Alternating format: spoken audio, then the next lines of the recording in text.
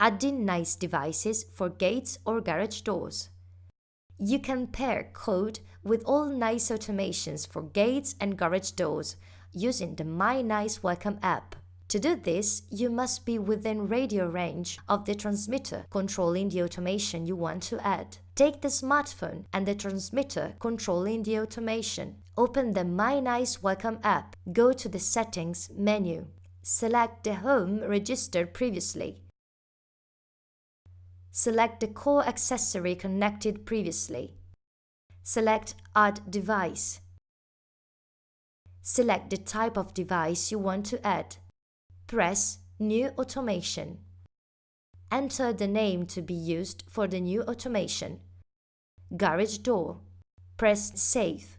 Press Select Type to show the whole list. Select the type of automation you want to control. The app proposes one or more icons to be assigned to the automation. Select the icon you want. Press Detect to start the procedure. Select Step-by-Step mode.